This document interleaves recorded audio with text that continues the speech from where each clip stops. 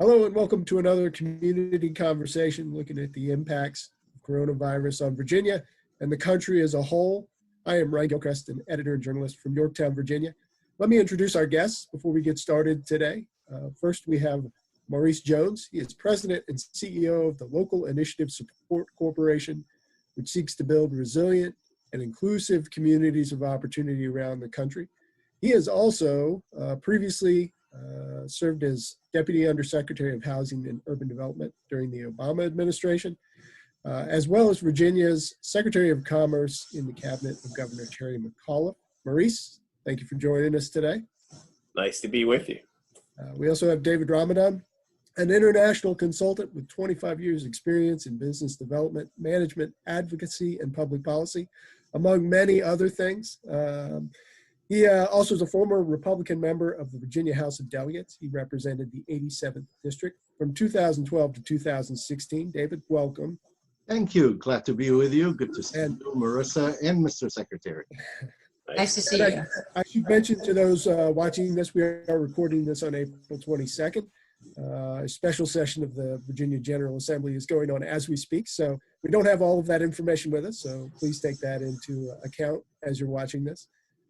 Before we get started, let me introduce my co-host. She is the executive in residence at Hampton University and a former newspaper editor and publisher, Marisa Porta. Marisa, we have an auspicious panel today. What would you like to know? Well, I'd like to get started with a discussion about where we are right now in the public policy related to the coronavirus. There's been a little bit of discussion about sort of what's happening now, a little bit of discussion around recovery. I think just sort of a scene setter, where do you think we are now, given that we have the legislative session going on right now, and where do you think we will be going?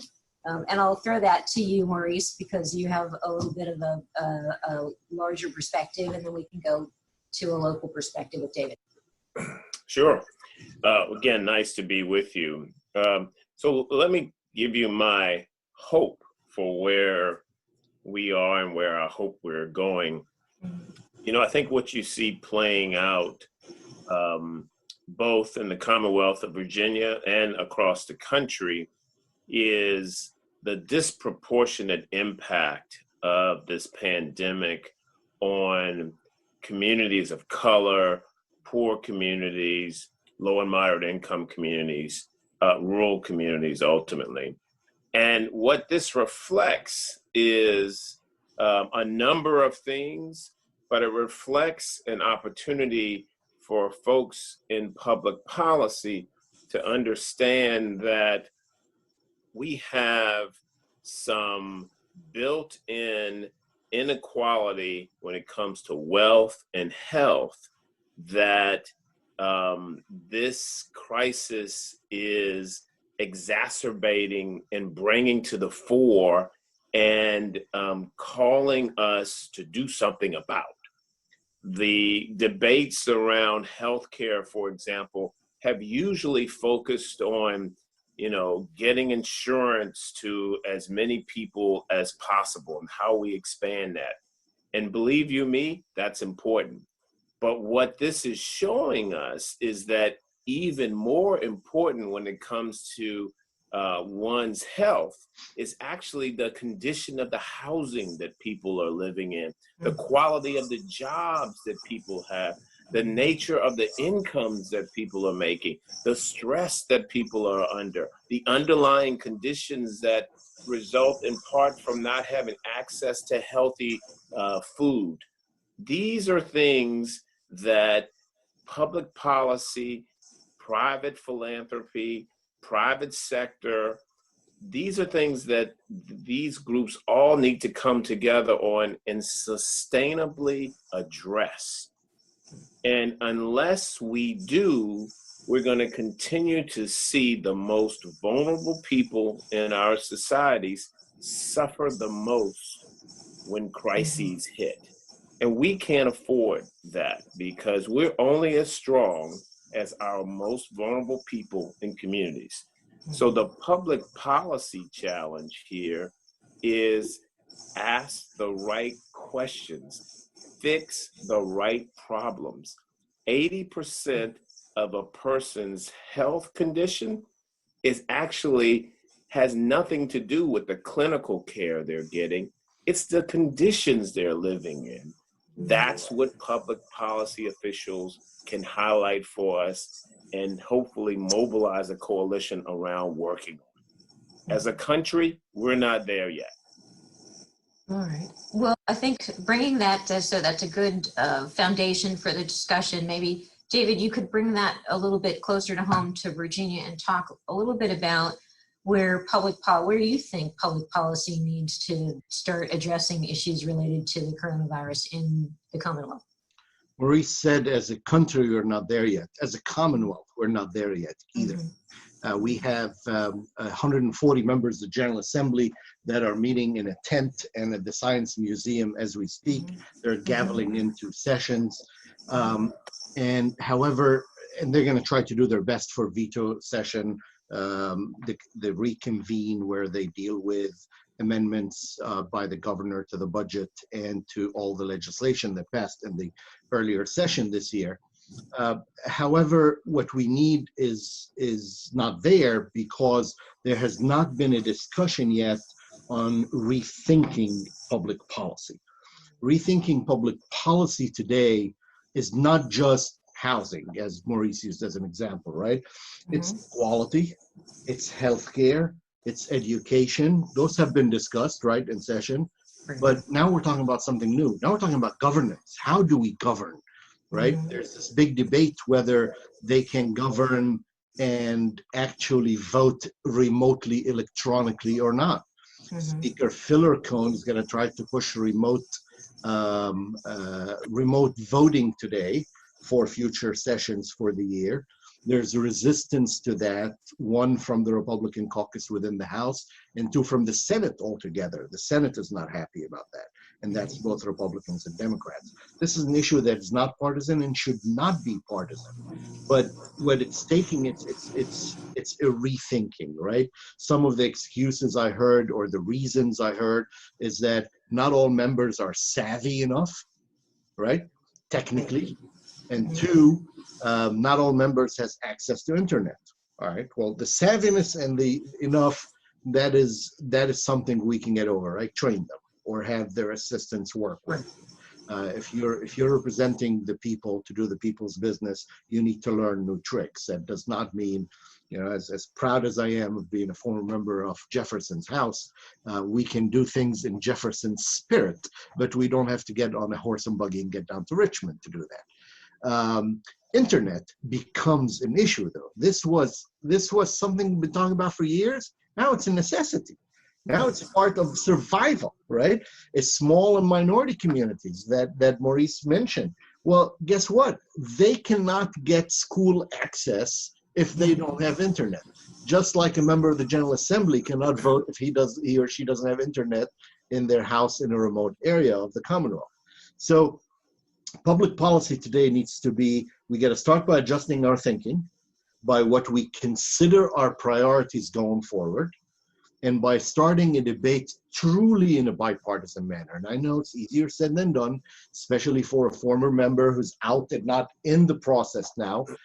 But I call on all my brothers and sisters that are in the House and the Senate, just like in other places. And I called and I tweeted at them all today, wished them best of luck, stay safe, but start thinking out of the frames that we were thinking just a month ago.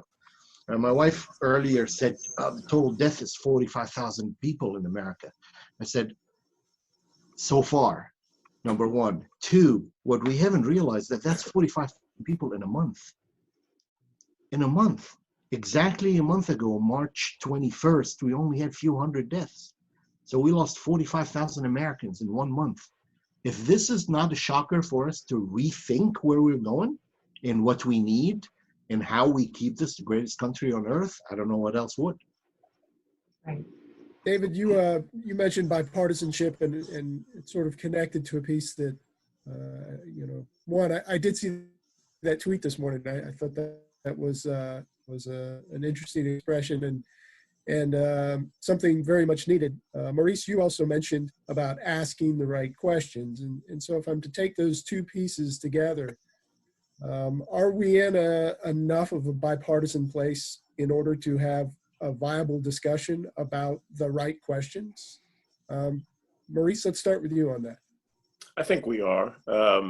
Look, I think when I was secretary and when the delegate was in the House, he and I could chat completely person to person and say, look, here's the way I see this.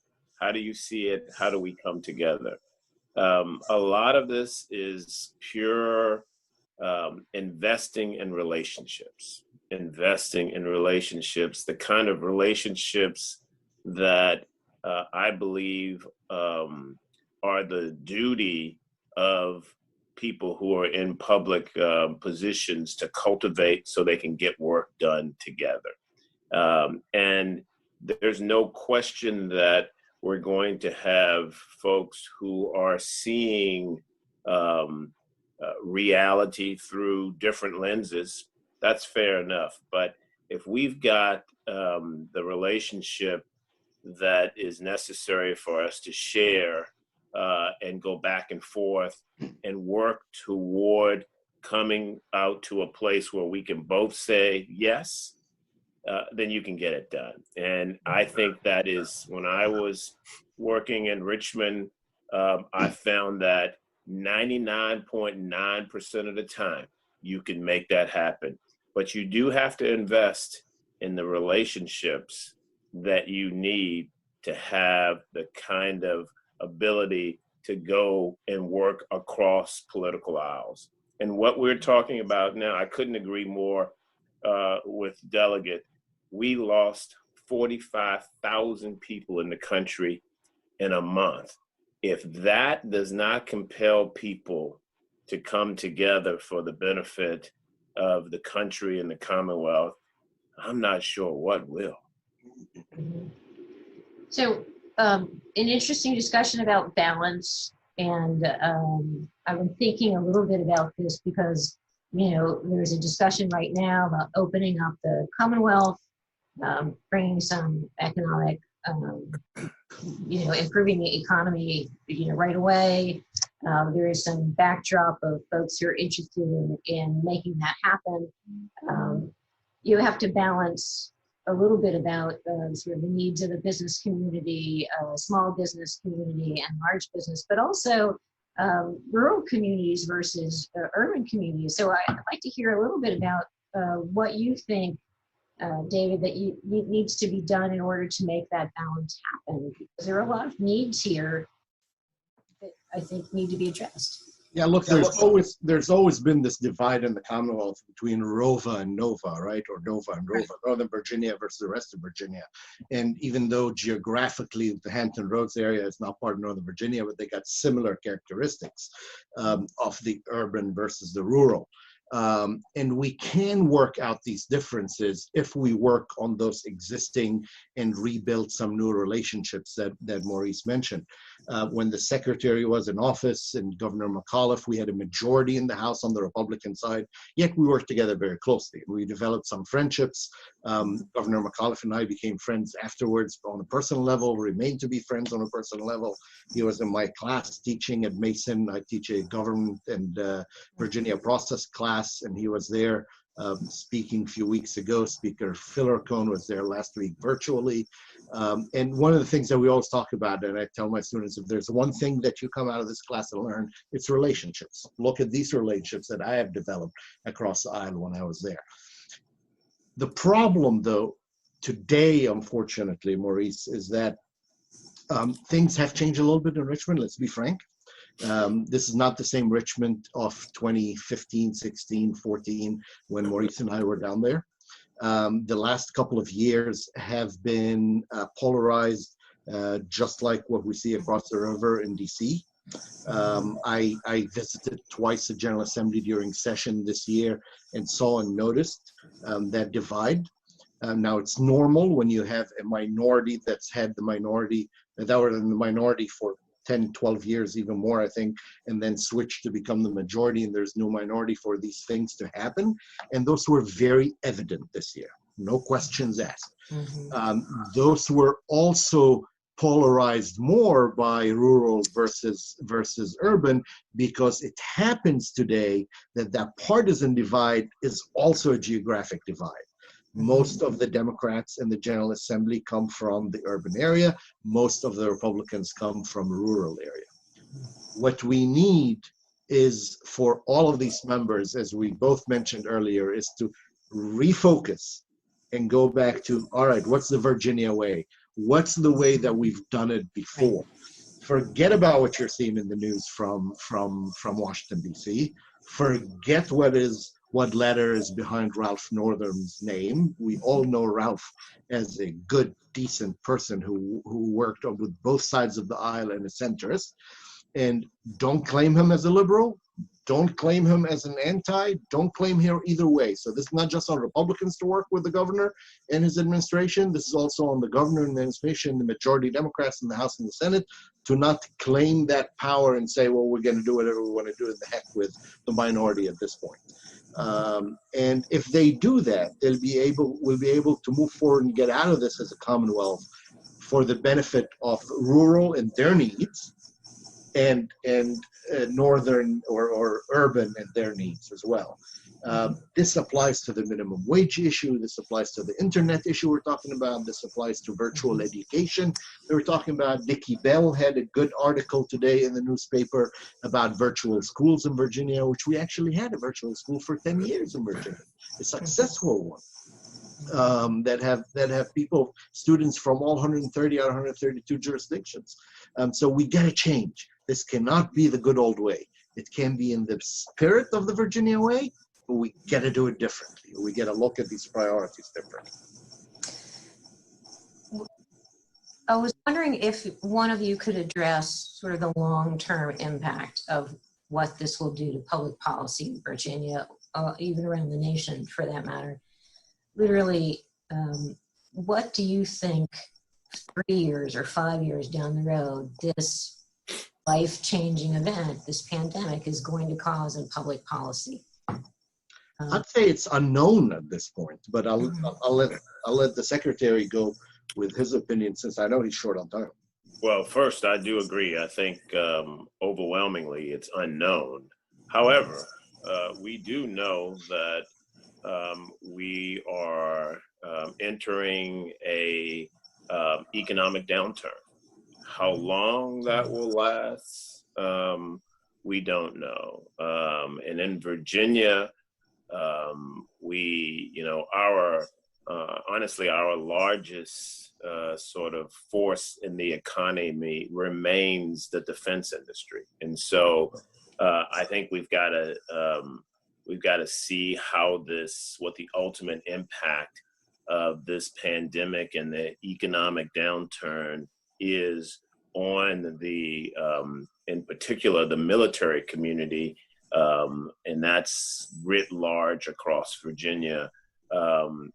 That will determine, I think, the problems to be solved, big problems when it comes particularly to the financial health of the Commonwealth, and the kinds of things that public policy officials are going to have to work on. That's number one. Number two, I think this really does highlight some underlying challenges that we have had. The delegate mentioned broadband access in rural America and in rural Virginia has been a challenge for decades.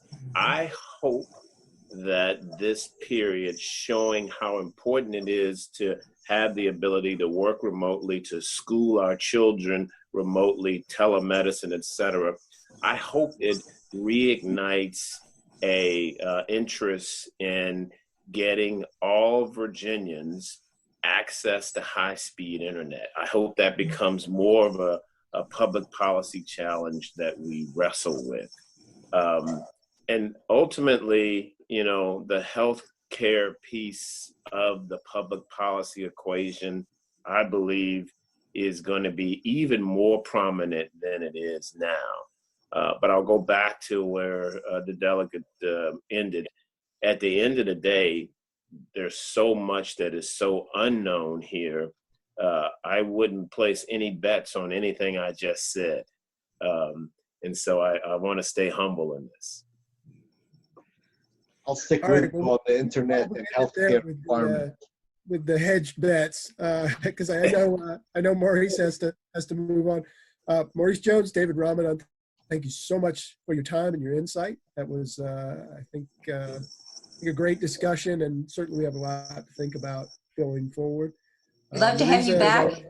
And Well, we'd love to have you back on to talk again in a few months and see. Would love to.